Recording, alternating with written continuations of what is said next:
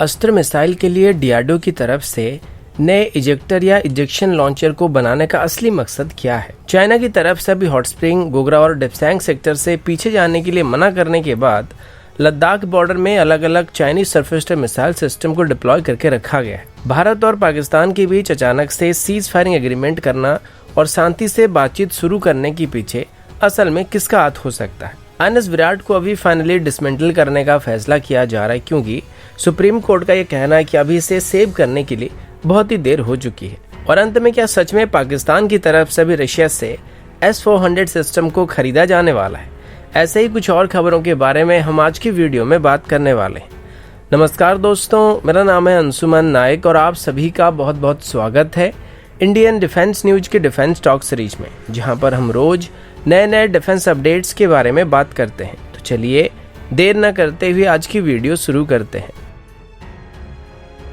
आज की पहली अपडेट अस्त्र मिसाइल को लेके है। आप सभी को पता है कि डीआरडीओ की तरफ से अभी अस्त्र मिसाइल की लगभग 3 से 4 अलग अलग वेरिएंट को बनाया जा रहा है, जिसमें से कुछ रडार गाइडेड मिसाइल होने वाले और कुछ इन्फ्रारेड गाइडेड मिसाइल होने वाले हैं। इनमें से अस्त्र मार्क 2 जो कि अस्त्र मार्क 1 मिसाइल का एक अपग्रेडेड वेरिएंट है, इसे अभी लगभग 160 किलोमीटर या उससे भी ज्यादा दूरी तक मार करने के लिए डेवलप किया जा रहा है। इसके अलावा इसकी एक और SFDR वेरिएंट को भी बनाया जा रहा है, जो कि आगे चल के इसकी मार्क 3 वेरिएंट होने वाला और ये लगभग 350 किलोमीटर तक मार कर सकेगा। अब इन मिसाइल सिस्टम को लेकर कुछ नए सब सिस्टम को भी डेवलप करना शुरू किया गया है, जिसे मेरे हिसाब से हमारे स्टेल्थ एयरक्राफ्ट को नजर में रख के डिजाइन किया जा रहा है, क्योंकि अभी डीआरडीओ की तरफ से एक इजेक्शन लॉन्चर सिस्टम को डेवलप किया जा रहा है, जिससे एयरक्राफ्ट से मिसाइल को फायर करना और भी आसान और सेफ होने वाला है। कई बार मिसाइल जैम हो जाते हैं और इसके पीछे मेनली वेदर एक बहुत ही बड़ा कारण बनता है, क्योंकि इसकी वजह से कई बार मैकेनिकल इश्यूज सामने आ जाते हैं। पर इजेक्शन लॉन्चर में मिसाइल को सेफ रिलीज किया जा सकता है। अब फिलहाल अस्त्र की मार्क 1 वेरिएंट को रेल लॉन्चर से ही फायर किया जाता है, लेकिन आगे चल के जब इनको एमका की इंटरनल वेपन बे में इंटीग्रेट करने की कोशिश की जाएगी, तब रेल लॉन्चर सही से काम नहीं आएंगे, जिस वजह से यहाँ पर एक इजेक्शन लॉन्चर की जरूरत हमें पड़ने वाली है। अब जिस नए इजेक्शन लॉन्चर को यहाँ पर डेवलप करने का फैसला किया जा रहा है, लगभग सभी मिसाइल के साथ कॉम्पैक्टेबल होने वाली है, चाहे वो अस्त्र की मार्क 1 वेरिएंट हो, मार्क 2 वेरिएंट हो या फिर अस्त्र की मार्क 3 वेरिएंट हो। यहाँ तक कि इसकी इन्फ्रारेड गाइडेड वेरिएंट भी इसके साथ कॉम्पैक्टेबल होने वाले हैं। साथ ही इसको रशियन ओरिजिन मिसाइल के साथ भी कॉम्पैक्टेबल रखने की कोशिश किया जा रहा है, ताकि हम आगे चल के इसे R-77, R-73 या फिर R-27 सीरीज की मिसाइल को फायर कर सके।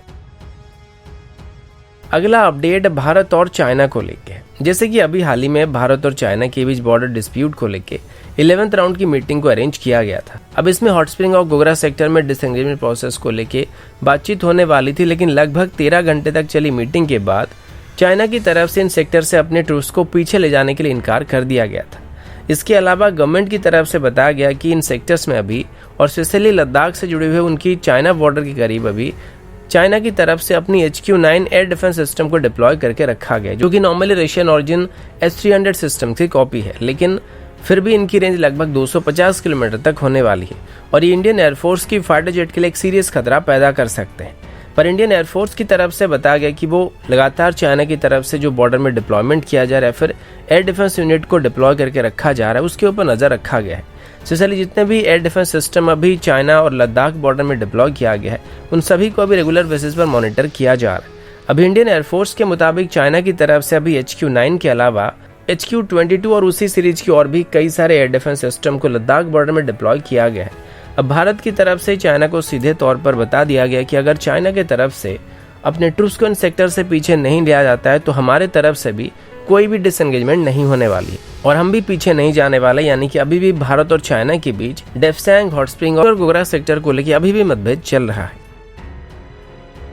अगला अपडेट ब्रह्मोस मिसाइल को लेके। मीडिया रिपोर्ट के मुताबिक भारत की तरफ से अभी एक बार फिर से ब्रह्मोस मिसाइल की एक और टेस्ट को करने का फैसला किया गया है और इसके लिए अभी एक नोटम वार्निंग को इशू किया गया है। इसे अभी 14 अप्रैल से लेके 16 अप्रैल के बीच टेस्ट किया जा सकता है और इसको अंडमान के पास टेस्ट किया जाएगा। वैसे नोटम वार्निंग तो इशू किया गया, लेकिन इस दौरान ब्रह्मोस मिसाइल की टेस्टिंग की जाएगी इसकी कोई गारंटी नहीं है, क्योंकि इसको लेके अभी जितने भी आर्टिकल मैंने देखे हैं वो सभी के सभी एक ट्विटर पोस्ट की बात कर रहे हैं। हालांकि वो ट्विटर हैंडल ऐसे रिलेटेड अपडेट काफी हद तक देते रहते हैं, लेकिन मैंने देखा है कि कई बार ऐसा हुआ कि उनका प्रेडिक्शन गलत हुआ है और कई बार उम्मीद किसी और मिसाइल की टेस्ट की होने की किया जाता है, लेकिन असल में किसी और ही मिसाइल की टेस्ट को कंडक्ट किया जाता है। तो जो भी हो, फिलहाल 14 से 16 अप्रैल के बीच अंडमान सी के पास एक नोटम वार्निंग यानी कि नोटिस टू एमन वार्निंग को इशू किया गया। तो उस हिसाब से यहाँ पर एक एयरफोर्स रिलेटेड कोई मिसाइल की टेस्ट होने वाली है।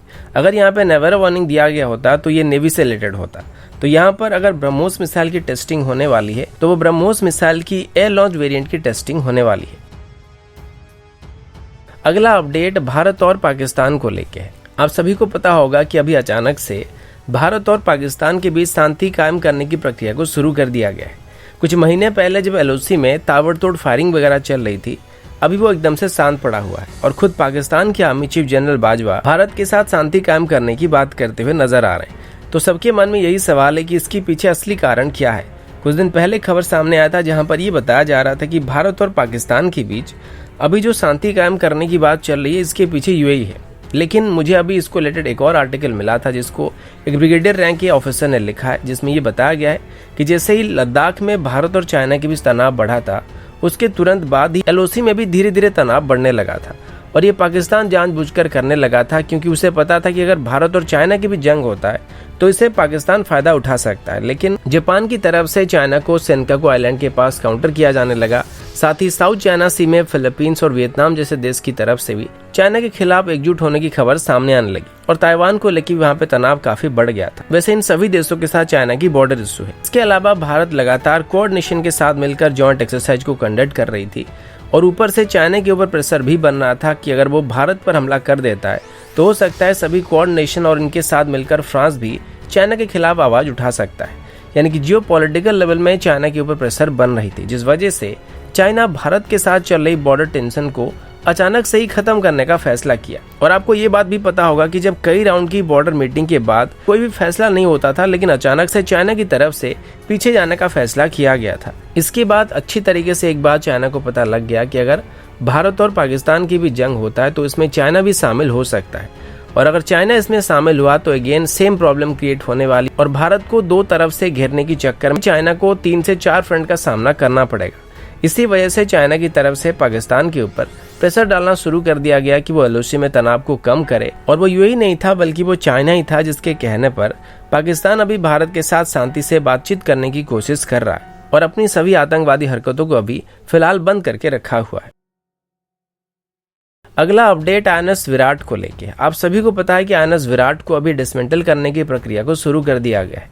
हाल ही में इसके ऊपर सुप्रीम कोर्ट की तरफ से भी स्टे ऑर्डर को लगा दिया गया था, जिस वजह से इसकी डिसमेंटल प्रोसेस को रोक दिया गया था। लेकिन अभी सुप्रीम कोर्ट की तरफ से अपना फैसला सुना दिया गया कि इसे अभी सेव करने के लिए जो रिक्वेस्ट किया गया था वो थोड़ा लेट हो गया था, क्योंकि अभी INS विराट की लगभग 40% या उससे ज़्यादा डिसमेंटल किया जा चुका है।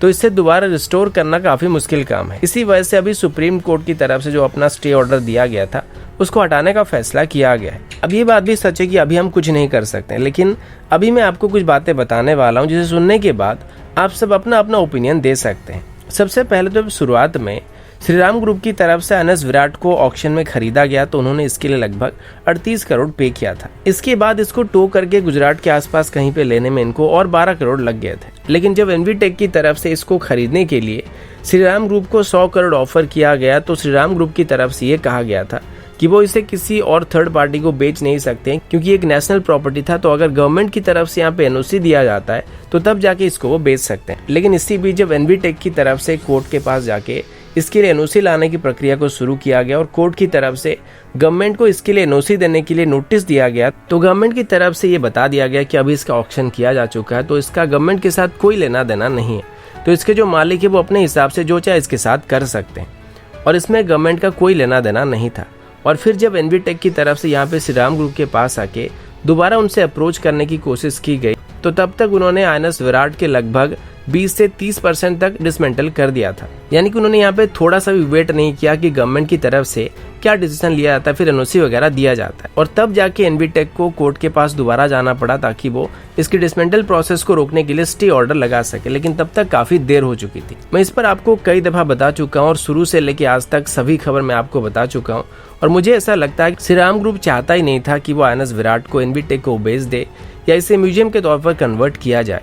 इसी वजह से उन्होंने तुरंत ही इसको डिसमेंटल करना चालू कर दिया, क्योंकि उनको अच्छी तरीके से पता था कि अगर सुप्रीम कोर्ट की तरफ से इस पर स्टे ऑर्डर को लगा दिया जाता है तो इसको म्यूजियम में कन्वर्ट कर दिया जाएगा और उसे बेचना पड़ेगा। और इसी वजह से उन्होंने इससे पहले ही डिसमेंटल करना शुरू कर दिया था, ताकि जब तक सुप्रीम कोर्ट में बात जाएगी तब तक इसको वो आधा डिसमेंटल कर चुके होंगे। अब हालांकि ऑफिशियली उनकी प्रॉपर्टी है तो हम कुछ नहीं कह सकते हैं, लेकिन जहां तक मुझे पर्सनली लगता है तो INS विराट को यहाँ पे जानबूझकर श्रीराम ग्रुप की तरफ से डिसमेंटल करने की कोशिश की गई थी। अगला अपडेट पाकिस्तान और रशिया को लेके। आप सभी को मैंने बताया था कि पाकिस्तान की तरफ से भी S-400 सिस्टम को खरीदने की बात सामने आई है, और जब से रशिया के फॉरेन मिनिस्टर पाकिस्तान से होते हुए गुजरे हैं उसके बाद से ये खबर सामने आ रही है कि पाकिस्तान अभी S-400 सिस्टम को खरीदने वाला है। अब इसको लेके कुछ और अपडेट या अफवाह सामने आ रही है, जिसमें ये बताया जा रहा है कि पाकिस्तान की तरफ से भी रशिया से S-400 सिस्टम को खरीदने के लिए बातचीत किया जा रहा है। अब इसके पीछे जो असल स्टेटमेंट था वो रशियन फॉरेन मिनिस्टर सर्जी लावरोव की तरफ से दिया गया था, और उनकी पाकिस्तान विजिट के दौरान उन्होंने ये बताया था कि रशिया अभी पाकिस्तान के साथ मिलकर काउंटर टेरर ऑपरेशन को करने में उनको मदद करने वाला है, पाकिस्तान के साथ मिलकर जॉइंट एक्सरसाइज को करने वाला, और जरूरत पड़े तो पाकिस्तान को डिफेंस इक्विपमेंट को भी सप्लाई करने वाला है। लेकिन कौन कौन से डिफेंस इक्विपमेंट यहाँ पर रशिया पाकिस्तान को ऑफर करने वाला है या फिर कर सकता है, इस पर कोई भी स्पेसिफिक स्टेटमेंट नहीं दिया गया था। पर पाकिस्तान की तरफ से भी इसी बात को ये बताया जा रहा है कि दरअसल रशिया की तरफ से अभी पाकिस्तान को एक ब्लैंक चेक दे दिया गया है, और पाकिस्तान इसके अंदर जो भी चाहे वो रशिया से डिफेंस इक्विपमेंट को खरीद सकता है। और स्पेशली यहाँ पर पाकिस्तान की तरफ से अभी S-400 सिस्टम को खरीदने की बातचीत किया जा रहा है, जबकि रशिया की तरफ से अभी तक ऐसा कोई भी स्टेटमेंट नहीं दिया गया कि वो आगे चल के पाकिस्तान को S-400 सिस्टम बेचने वाले हैं। इससे पहले आपने सुना होगा कि 2017 से पाकिस्तान ये बोल रहा है कि वो रशिया से Su-35 को खरीदने वाले हैं, या रशिया Su-35 को पाकिस्तान को देने के लिए राजी हो गया है। ऐसे और भी कई अफवाह पाकिस्तान की तरफ से फैलाए गए थे या अफवाह उड़ाए गए थे, और ऐसे दौरे नॉर्मली पाकिस्तान को तब पड़े थे जब कोई रशियन ऑफिसर पाकिस्तान की गश्त पर गए हुए थे। तो दोस्तों अभी के लिए इतना ही, मिलता हूँ आपसे अगले वीडियो में, तब तक के लिए जय हिंद, वंदे मातरम।